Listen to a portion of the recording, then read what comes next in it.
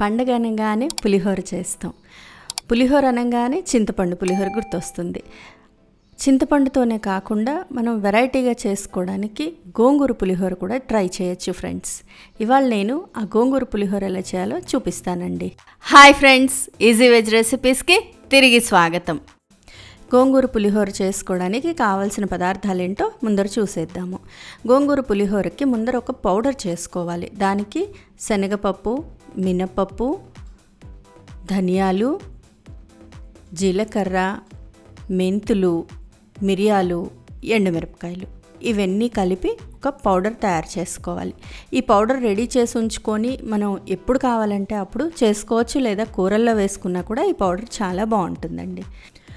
ఈ పౌడర్ చేసుకోవడానికి స్టవ్ మీద బాణలి పెట్టి అది వేడెక్కిన తర్వాత 1 స్పూన్ నూనె వేసి దానిలో శనగపప్పు, మినపప్పు వేయాలి.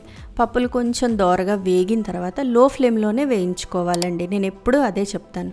పప్పులు దోరగా వేగిన తర్వాత మెంతులు, జీలకర్ర, మిరియాలు ఇవన్నీ కూడా వేసి వేయించుకోవాలి. జీలకర్ర, మెంతులు మంచి అరోమా వచ్చేదాకా వేయించిన తర్వాత ధనియాలు, ఎండుమిరపకాయలు వేసేసి వేయించి స్టవ్ ఆఫ్ చేసేయండి. ఇవి వేగిపోయిన తర్వాత వీటిని ప్లేట్లో తీసి చల్లారి పెట్టుకోవాలి. ఒక 2 నిమిషాల పాటు చల్లారిన తర్వాత మిక్సీ జార్లో వేసి మెత్తగా పౌడర్ చేసేసుకోవాలి. చూడండి, ఇలా మెత్తగా పౌడర్ చేసుకోవాలి. ఈ పౌడర్ మనకి 2-3 వారాల పాటు కూడా నిలవ ఉంటుంది.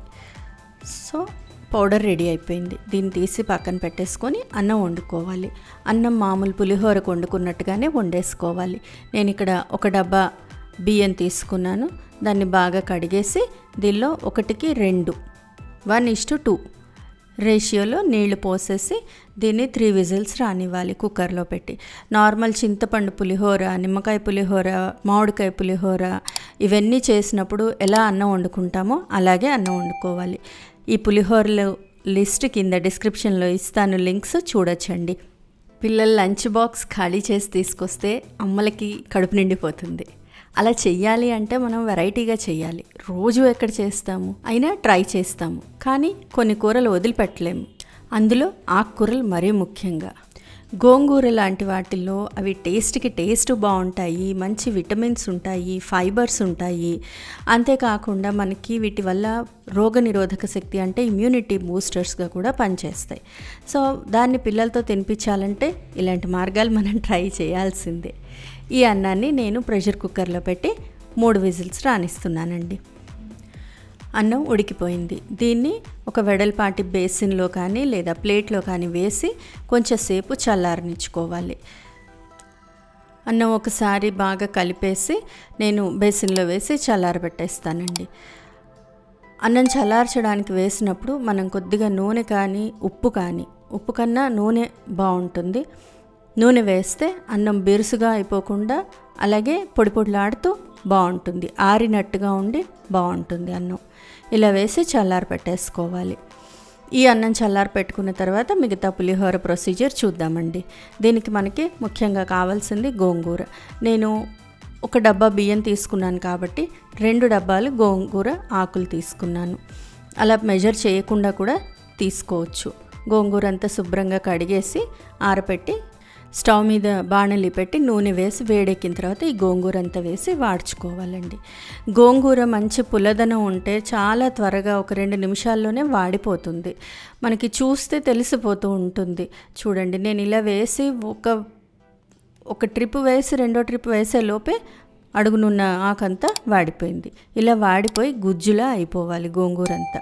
దీన్ని కూడా ఒక 2 నిమిషాల పాటు చల్లారి పెట్టుకోవాలి. ఇది చల్లారిన తర్వాత మిక్సీ జార్లో వేసి దీన్ని పేస్ట్ చేసుకోవాలండి.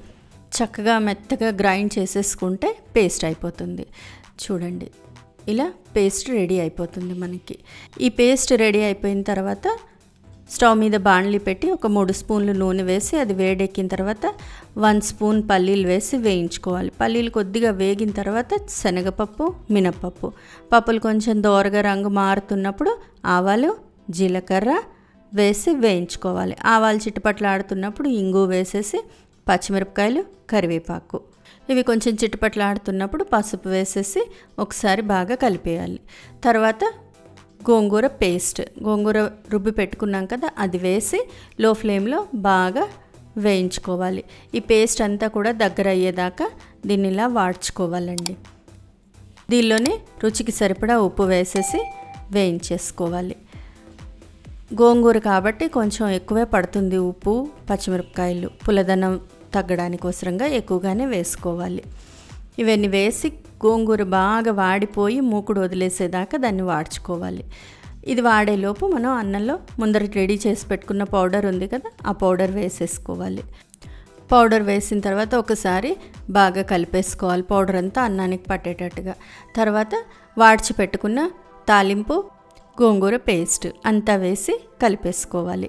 ఇంతే, గోంగూర పులిహోర ఇంత సింపుల్గా రెడీ అయిపోతుంది. పిల్లలకి లంచ్ బాక్స్లో వేస్తే మీకు ఒక్క మెతుకు మిగలకుండా ఖాళీ అయిపోయి వస్తాయి. నాది గ్యారంటీ అండి.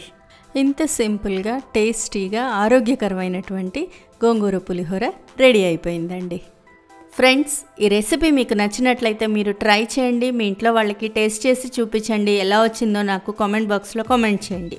ఫ్రెండ్స్, ఈ వీడియో మీకు నచ్చినట్లయితే ప్లీజ్ లైక్ చేయండి, షేర్ చేయండి. ఛానల్ సబ్స్క్రైబ్ చేసుకొని వాళ్ళు ఛానల్ సబ్స్క్రైబ్ చేసుకోండి. ఆ బెల్ ఐకాన్ క్లిక్ చేయడం మాత్రం మర్చిపోకండి. మరో మంచి రెసిపీతో మళ్ళీ మీ ముందుంటాను. అంతవరకు సెలవు మరి. బాయ్.